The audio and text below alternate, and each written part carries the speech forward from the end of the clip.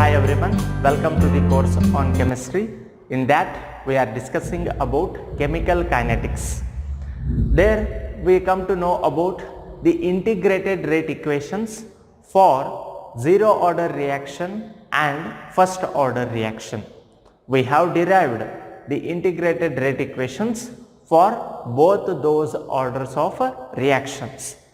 And in today's video, I am going to explain about the half-life of first order reaction and half-life of zero order reaction. So ಇವತ್ತಿನ ವಿಡಿಯೋದೊಳಗೆ ಏನು discussion ಮಾಡೋಣ, half life ಬಗ್ಗೆ ಏನು ಮಾಡೋಣ discussion ಮಾಡೋಣ. So what does half life means? Half life ಅಂತ ಹೇಳಿದರೆ ಏನು? Half life it is the time period in which the initial concentration of the reactant becomes exactly half. Okay, half life ant helidre enu, initially one concentration of reactant irutta. For example, initially for this reaction R gives P.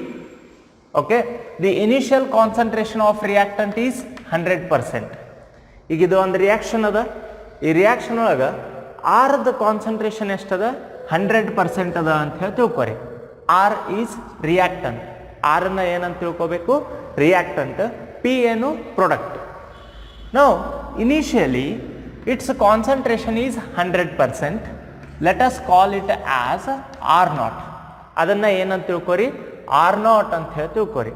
Initial concentration is 100%. Now as the reaction proceeds, the concentration of reactant go on decreases, that you already know. ಈಗ ನಾವು reaction start ಮಾಡಿದ್ವಿ ಅಂತ ಹೇಳಿದ್ರೆ reactant the concentration ಏನು ಹಾಕೊಂತ ಹೋಗುತ್ತೆ? Decrease ಹಾಕೊಂತ ಹೋಗುತ್ತೆ. Okay, the concentration of reactant go on decreases. ನಾವು ಈಗ 100% ಇದ್ದಿದ್ದು 50% ಕಾನ್ಸಂಟ್ರೇಷನ್ ಆಗಬೇಕಾಗಿತ್ತು ಅಂತ ಹೇಳಿ ತಿಳ್ಕೊರಿ. It will take certain time. ಈಗ 100% ದಿಂದ 50%ಗೆ ಹಾಫ್ ಆಫ್ 100% ಈಸ್ 50%. 100% ಹಾಫ್ ಅಂತ ಹೇಳಿದ್ರೆ ಎಷ್ಟು? 50%. ಓಕೆ, ಈಗ ಈ ಕಾನ್ಸಂಟ್ರೇಷನ್ 50% ಆಗಬೇಕಾಗಿತ್ತು ಅಂತ ಹೇಳಿದ್ರೆ ಎಷ್ಟು ಟೈಮ್ ತಗೊಳುತ್ತಾ? Okay, the time taken to reduce the initial concentration of the reactant exactly to its half is said to be half life ಅಂತ ಹೇಳ್ತೀವಿ. ಅರ್ಧಾಯುಷ್ಯ ಅಂತ ಹೇಳ್ತಾರೆ.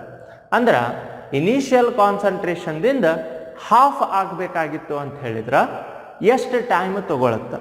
ಅದಕ್ಕೆ ನಾವೇನಂತ ಹೇಳ್ತೀವಿ? Half life of A reaction ಅಂತ ಹೇಳ್ತೀವಿ. So that time taken to reduce the initial concentration exactly to its half, ಅದಕ್ಕೆ ಹಾಫ್ ಲೈಫ್ ಅಂತ ಹೇಳ್ತೀರಿ. ಆ್ಯಂಡ್ ಈಗ ಇನಿಷಿಯಲಿ ಆರ್ ನಾಟ್ ಇತ್ತು ಅಂತ ಹೇಳಿದ್ರೆ ಹಾಫ್ ಲೈಫಿಗೆ ಕಾನ್ಸಂಟ್ರೇಷನ್ ಏನಿರುತ್ತೆ ರೀ? R not divided by 2. ಅಂದ್ರೆ ಇದು 100 ಇದ್ದಿದ್ದು 50 ಆಗ್ಬೇಕಂದ್ರೆ ಹಾಫ್ ಆಗಬೇಕು. ಹಾಫ್ ಆಗ್ಬೇಕಂದ್ರೆ ಅದು ಏನದ್ರಲ್ಲಿ ಡಿವೈಡ್ ಮಾಡ್ತೀರಿ? Divided by 2. This is the concentration at half life, R naught by 2. In general ಆಗಿ ಇನಿಷಿಯಲ್ ಕಾನ್ಸಂಟ್ರೇಷನ್ ಆರ್ ನಾಟ್ ಇದ್ರೆ ಹಾಫ್ ಲೈಫಿಗೆ ಕಾನ್ಸಂಟ್ರೇಷನ್ ಏನಿರುತ್ತೆ? R naught by 2.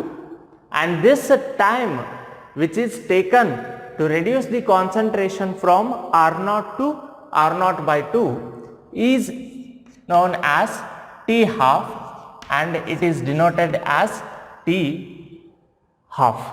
Okay, so ಈ ರೀತಿ ನಾವೇನು ಮಾಡ್ತೀವಿ? ಡಿನೋಟ್ ಮಾಡ್ತೀವಿ. ಏನನ್ನ? Half life. Half life it can be denoted as T half. Just T ಅಂತ ಬರೆದ್ರೆ ಟೈಮ್, ಟಿ ಹಾಫ್ ಅಂತ ಬರೆದ್ರೆ ಹಾಫ್ ಲೈಫ್ ಅಂತ ಹೇಳ್ತೀರಿ. Now we will see what is the half life for zero order reaction and what is the half life for first order reaction. So first we see the half life of zero order reaction.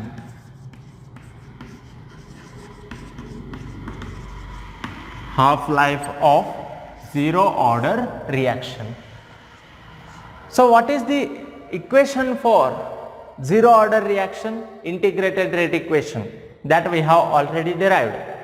Half life find out ಮಾಡೋಕಿನ ಮುಂಚೆ zero order reaction ಅದ equation ಯಾವ ರೀತಿ ಬರೀತೀರಿ? For this reaction R gives P, rate constant K is equal to R naught minus R divided by T. This is the equation. ಇದಕ್ಕೆ ನಾವೇನಂತ ಹೇಳ್ತೀವಿ? Integrated rate equation for zero order reaction ಅಂತ ಹೇಳ್ತೀರಿ. ಈಗ ನಾ ಏನು ಫೈಂಡ್ ಔಟ್ ಮಾಡಬೇಕು? Half life. ಇದರದ ಹಾಫ್ ಲೈಫನ್ನು ಏನು ಮಾಡ್ರಿ? ಫೈಂಡ್ ಔಟ್ ಮಾಡಿರಿ. ಹೆಂಗೆ ಮಾಡ್ತೀವಿ? So at half life the value of t is equal to what? T half. T the value ಏನಾಗಿರುತ್ತೆ ರೀ? ಟಿ ಹಾಫ್ ಆಗಿರುತ್ತೆ. ಯಾಕಂದ್ರೆ ನೀವು ಈಗ ಏನು ಫೈಂಡ್ ಔಟ್ ಮಾಡತ್ತೀರಿ? ಹಾಫ್ ಲೈಫ್ ಫೈಂಡ್ ಔಟ್ ಮಾಡಾಕತ್ತೀರಿ. ಸೊ ಹಾಗಾಗಿ ಟಿ ಈಸ್ ಈಕ್ವಲ್ ಟು ಏನಾಗಿರುತ್ತಾ? ಟಿ ಹಾಫ್ ಆಗಿರುತ್ತೆ. ಓಕೆ, ಆ್ಯಂಡ್ ಕಾನ್ಸಂಟ್ರೇಷನ್ ಏನಾಗಿರುತ್ತೆ? The concentration of the reactant that is R is equal to R naught by two. ಈಗ time T ಇದ್ದಾಗ concentration ಏನಿರುತ್ತೆ? R ಇರುತ್ತೆ. Okay, and R naught is initial concentration, ಅದೇನು change ಆಗೋದಿಲ್ಲ, ಅದು as it is ಇರುತ್ತೆ. R concentration ಇರುತ್ತಲ್ಲ ಯಾವ ಟೈಮಿಗೆ ಇರುತ್ತೆ? ಟಿ ಟೈಮಿಗೆ ಇರುತ್ತೆ. ಈಗ ಟೈಮ್ ಎಷ್ಟದ? ಟಿ ಹಾಫ್ ಅದ. ಟಿ ಹಾಫ್ ಇದ್ದಾಗ ಆರದ್ದು ಕಾನ್ಸಂಟ್ರೇಷನ್ ಎಷ್ಟು ಇರುತ್ತೆ? R not divided by two. Already ಹೇಳಿಬಿಟ್ಟಿನ ಹಾಫ್ ಲೈಫಿಗೆ ಕಾನ್ಸಂಟ್ರೇಷನ್ ಏನಿರುತ್ತೆ? Half of the initial concentration. ಹಾಗಾಗಿ ಏನಂತ ತಗೊಂತೀವಿ? R not divided by two. Now substitute these two values in this equation. Let us call this as equation 1. ಇದನ್ನ equation 1 ಅಂತ ಹೇಳಿ ತಿಳ್ಕೊರಿ. ಈಗ ಈ equation 1 ಒಳಗ ಈ t ಮತ್ತು r ದ ವ್ಯಾಲ್ಯೂನ ಸಬ್ಸ್ಟಿಟ್ಯೂಟ್ ಮಾಡಿ. ಅವಾಗ ಏನು ಸಿಗುತ್ತಾ? k is equal to r naught as it is ಬರಿಬೇಕು. r naught minus r, concentration of r means what? r naught divided by 2. ಅದನ್ನ ಬರೀರಿ. r ಇದ್ದಲ್ಲೇ r naught divided by 2 whole divided by t. t ಅಂತ ಹೇಳಿದ್ರೆ ಏನದ ರೀ? t half. So t half ಅಂತ ಹೇಳ್ತೀವಿ. Then take the LCM. What you will get? 2r naught minus r naught divided by 2. 2 ಇಲ್ಲೇನಾಗ್ಬಿಡುತ್ತೆ? Denominator ಒಳಗೆ ಬರುತ್ತಾ? T half K. So K is equal to 2r0 minus r0 divided by 2t half. ಇದು 2 ಏನಾಗತ್ತೆ ರೀ? ಇಲ್ಲಿ ಬರುತ್ತೆ denominator ಒಳಗೆ. Okay, next 2r0 minus r0. ಎರಡು r0 ಒಳಗೆ ಒಂದು r0 ರಿಮೂವ್ ಮಾಡಿರಿ, ಮೈನಸ್ ಮಾಡಿರಿ. ಎಷ್ಟು r0 ಉಳಿತಾವು? 1 r0. So that can be written as r0 divided by t half ಅನ್ನ ಇಲ್ಲೇ ಲೆಫ್ಟ್ ಹ್ಯಾಂಡ್ ಸೈಡ್ ತಗೋರಿ, k ನ ಇಲ್ಲೇ right hand side cross multiply ಮಾಡಿರಿ. Because we want t half. ನಮಗೇನು ಬೇಕು? ಟಿ ಹಾಫ್ ಬೇಕು. ಟಿ ಹಾಫ್ ಅಂದ್ರೆ ಹಾಫ್ ಲೈಫ್. ಸೊ ಅದನ್ನು ರೀಅರೇಂಜ್ ಮಾಡ್ತೀನಿ. What I will get? T half is equal to r0 divided by 2 k ಇಲ್ಲಿ ಬರುತ್ತೆ ರೀ. So 2k. So this is the equation for half life of zero order reaction. Okay, zero order reaction. What is that equation? T half is equal to r0 divided by 2k. r0 ಅಂತ ಹೇಳಿದ್ರೆ initial concentration, 2 is constant value, k is rate constant, and T half is half life. So remember this equation, very important equation for 2 marks. And this shows that half life of a zero order reaction is directly proportional to initial concentration of reactant. ಈ equation ನೋಡಿ ನಾವು ಏನು ಹೇಳ್ಬೋದು, half life ಯಾವುದಕ್ಕೆ directly proportional ಇರುತ್ತಾ, half life is directly proportional to initial concentration of reactant ಅಂತ ಹೇಳ್ತೀವಿ. Initial concentration of reactant from this equation. Okay, so remember this. The question may be asked in two ways. One is derive the half life of a zero order reaction. Okay, adu ಒಂದು direct ಆಗಿ ಕೇಳಬಹುದು, ಅಥವಾ ಏನು ಕೇಳಬಹುದು, show that the half life of a zero order reaction is directly proportional to initial concentration of the reactant. Most of the time ಈ ರೀತಿನ ಕೇಳ್ತಾರೆ, half life of zero order is directly proportional to initial concentration of reactant. So if they ask you that, then you have to derive this equation. ಆ ರೀತಿ ಕೇಳಿದ್ರೆ equation ನ derive ಮಾಡಬೇಕು. ಇದು derive ಮಾಡಿ ನೀವು ಏನು ಸ್ಟೇಟ್ಮೆಂಟ್ ಕೊಡಬೇಕು, half life is directly proportional to initial concentration of reactant. For which order reaction? For zero order reaction. Okay, so this is half life of zero order reaction. Now let's derive the half life for first order reaction. Half life of a first order reaction.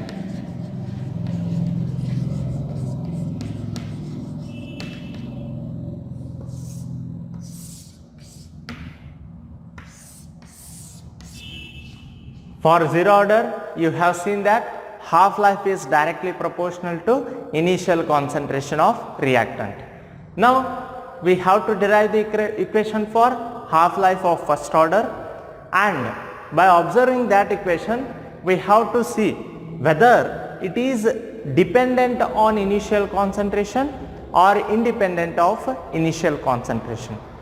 Now zero order na derive ಮಾಡಿ ಅಲ್ಲಿ ಏನಂತ ಹೇಳಿದ್ವಿ, half life initial ಕಾನ್ಸಂಟ್ರೇಷನ್ಗೆ directly proportional ಇರುತ್ತೆ ಅಂತ ಹೇಳಿದ್ವಿ. ಈಗ first order ರಿಯಾಕ್ಷನಿಗೆ ಹಾಫ್ ಲೈಫ್ ಡಿರೈವ್ ಮಾಡಿ ಆವಾಗ ಆ ಇಕ್ವೇಶನ್ ನೋಡಿಕೊಂಡು ಅದು ಏನಾದರೂ ಇನಿಷಿಯಲ್ ಕಾನ್ಸಂಟ್ರೇಷನ್ ಮೇಲೆ ಡಿಪೆಂಡೆಂಟ್ ಇರುತ್ತೋ ಇಲ್ಲೋ ಅದನ್ನು ಏನು ಮಾಡಬೇಕು, ಫೈಂಡ್ ಔಟ್ ಮಾಡಬೇಕು. So first before deriving the equation, let us consider the reaction R gives P. ಇದು ಒಂದು ರಿಯಾಕ್ಷನ್. For this reaction, what is the first order reaction? Integrated rate equation for first order reaction. K is equal to 2.303 divided by T log R naught divided by R. So this is the integrated rate equation for first order reaction. Now by using this equation we have to derive the half life.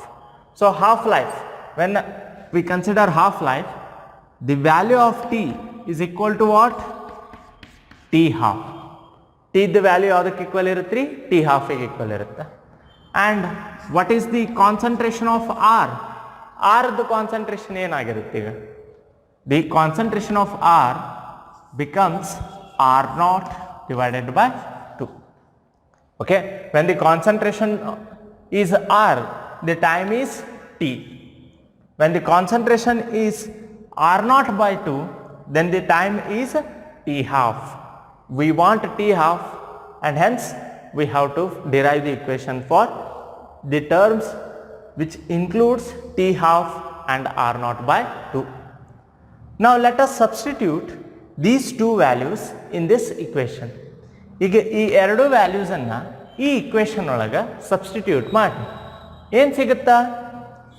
K is equal to 2.303 divided by T log. So here T is T half. Okay, so T ಇದ್ದಲ್ಲೇ T half substitute ಮಾಡಿರಿ. log R naught, write it as it is, divided by R ಅಂತ ಹೇಳಿದ್ರೆ ಏನ್ರಿ R naught by 2 R not divided by 2. Okay, now what happens to this equation? ಇಲ್ಲೇನಾಗತ್ತೆ ರೀ 2 will shift to numerator and hence the equation becomes k is equal to 2.303 divided by t log 2r naught divided by r naught. ಆ equation ಏನಾಗುತ್ತೆ ಈ ರೀತಿ ಆಗುತ್ತೆ. So ಈಗ ಏನಾಗುತ್ತೆ ರೀ ಆರ್ ನಾಟ್, ಇಲ್ಲೂ ಆರ್ ನಾಟ್ ಅದ, that will also get cancels. r naught ones r naught ones. So what will remain? ಏನು ಉಳಿತದ? k is equal to 2.303 divided by t log r naught ಹೋಗಿಬಿಡ್ತು, ಉಳಿತೇನು 2. So here t, it is not t, it is t half ಇದು. Okay, next rearrange this equation. T ಹಾಫನ್ನ ಇಲ್ಲಿ ತೊಗೊಂಬರ್ತೀನಿ, ಕೆನ ಇಲ್ಲಿ ಬರ್ತದೆ, ಏನಾಗುತ್ತೆ ಅವಾಗ T half is equal to 2.303 into log 2 ಅಂತ ಹೇಳಿದ್ರೆ ವ್ಯಾಲ್ಯೂ ಎಷ್ಟಾಗತ್ತೆ ರೀ 0.3010. Just remember that value. ಈ ವ್ಯಾಲ್ಯೂನ ನೆನಪಿಟ್ಕೊಂಡ್ಬಿಡ್ರಿ. ಓಕೆ, ಮತ್ತೆ ಲಾಗ್ ಟೇಬಲ್ ನೋಡಿ ಇದು ಮಾಡೋದು ಬೇಡ. It is important question, hence directly remember this value. Log 2 means 0.3010. So divided by k. Okay, next 2.303 into 0.3010, it will give 0.693 divided by k. So t half is equal to 0.693 divided by k. This is the equation for half-life of first order reaction. First order reaction. Okay, and from this equation you can observe that t half, that is half-life, is independent of initial concentration. ಇಲ್ಲೇ ಏನಾಗತ್ತಾ equation ಒಳಗೆ R not ಎಲ್ಲರ ಅದೇನ್ರಿ R not ಇಲ್ಲ. So hence we can say that half life of first order reaction is independent of initial concentration of reactant. Initial concentration ಏನೇ ಇರಲಿ ಅದ್ರ ಮೇಲೆ ಏನಿರೋದಿಲ್ಲ, dependent ಇರೋದಿಲ್ಲ, ಏನು half life of the value. But zero order ಒಳಗೆ initial concentration change ಆದ್ರೆ half life of that zero order reaction will also changes. ಅಲ್ಲಿ zero order ಒಳಗೆ ಹಾಫ್ ಲೈಫ್ ವ್ಯಾಲ್ಯೂನು ಚೇಂಜ್ ಆಗುತ್ತೆ ಯಾವಾಗ initial concentration of reactant change ಆದಾಗ. But first order ಒಳಗೆ initial concentration ಏನು ಬೇಕಾದಿರಲಿ, 100 ಇರಲಿ, 200 ಇರಲಿ ಅಥವಾ 50 ಇರಲಿ, ಏನೋ ವ್ಯಾಲ್ಯೂ ಇರಲಿ, but half life of the value ಏನಿರುತ್ತೆ ಇಟ್ ವಿಲ್ ರಿಮೇನ್ ಸೇಮ್. ಯಾವ ಆರ್ಡರ್ ರಿಯಾಕ್ಷನ್ಗೆ? First order reaction. So hence we write half life of a first order reaction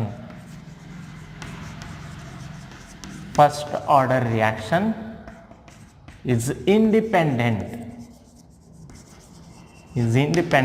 of initial concentration of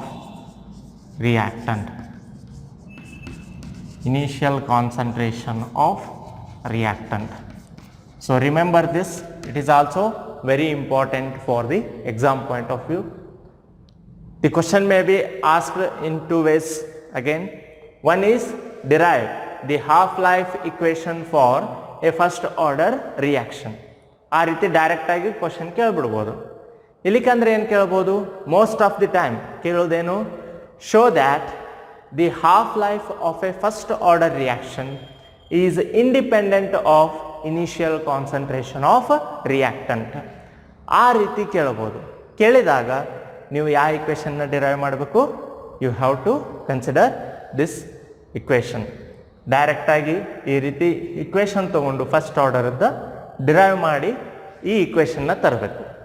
ಈ ಇಕ್ವೇಷನ್ನ ಡಿರೈವ್ ಮಾಡಿ ಅವಾಗ ಏನು ಹೇಳಬೇಕು, hence the half life of first order reaction is independent of initial concentration of reactant ಅಂತ ಹೇಳ್ಬೋದು. Okay, so these are the two half life for first order and zero order reaction. So remember these formulas carefully. Based on that we will also solve some problems.